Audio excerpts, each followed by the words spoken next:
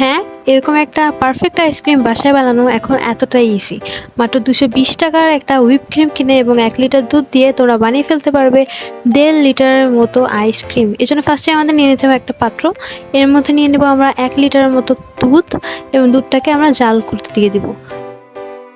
অন্যদিকে একটা পাত্রে বেশ উঁচু করে 3 টিস্পুনের মতো দিয়ে দেব গুঁড়ো দুধ এবং 1 টিস্পুনের মতো দিয়ে দেব কর্নফ্লাওয়ার এবং কিছুটা পানিতে মিক্স করে একটা সাইডে রেখে দেব। কর্নফ্লাওয়ার না থাকলে এখানে ময়দাও ইউজ করা যেতে পারে। এদিকে দুধটা ফুটতে শুরু করলে এর মধ্যে দিয়ে দিব হাফ কাপের মতো চিনি।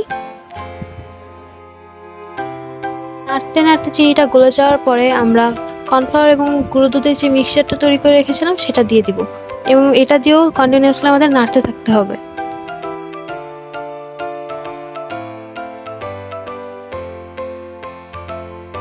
এর কালারটা যখন এরকম চেঞ্জ হয়ে আসবে, একটু ঘন হয়ে আসবে, তখন আমরা নামিয়ে নিব একটা পাত্রে, কারণ এটা ঠান্ডা হওয়ার পরে আরও বেশি ঘন হয়ে যাবে।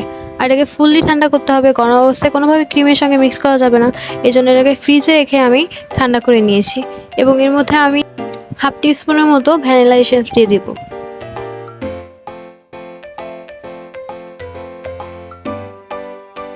এবার চলে এসেছে আমাদের হিরো ইনগ্রেডিয়েন্টস এবং এখান থেকে আমি 2 কাপের মতো হুইপড ক্রিম নিয়ে নেব একটা বোলে।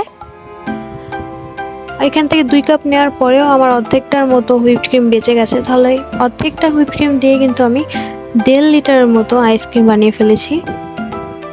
এবার আমি একটা ইলেকট্রিক বিটার দিয়ে ভালো করে বিট করে নিব যতক্ষণ এটা ক্রিম ফর্ম হয়।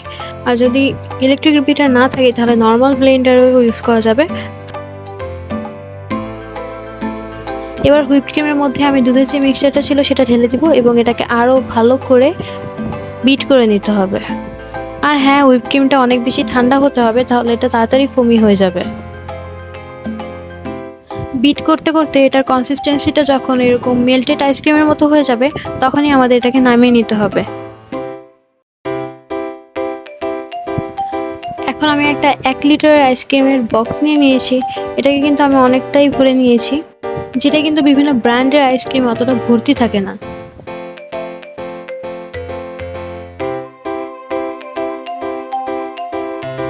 এবং এরপরে হাফ লিটার একটা আইসক্রিম বক্সে আমি বাকি মিক্সচারটা ঢেলে নিয়েছি। এবার আইসক্রিমগুলোকে ফ্রিজের ডিপ চেম্বারে রেখে দিব 10 থেকে 12 ঘন্টার জন্য।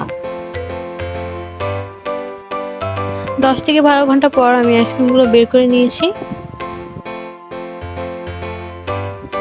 মাশাআল্লাহ, আইসক্রিমটা কিন্তু অনেক সুন্দর হয়েছে।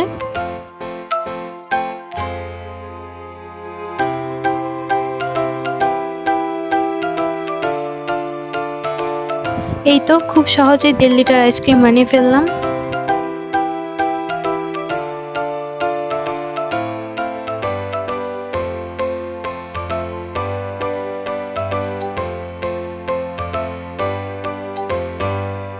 আইসক্রিমটা যখন উঠিয়ে নিচ্ছিলাম তখনই দেখা যাচ্ছে আইসক্রিমটা কতটা পারফেক্ট হয়েছে, কতটা ক্রিমি অ্যান্ড কতটা রিচ।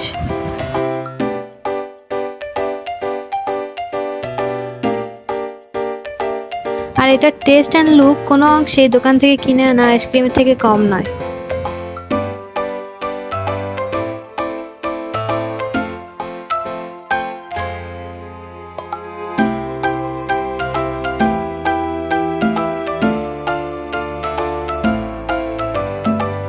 এবং হাফ লিটারের যে বক্সে আমি আইসক্রিমটা জমিয়েছিলাম সেটা থেকেও আইসক্রিম আমি কিছু উঠিয়ে নিচ্ছি।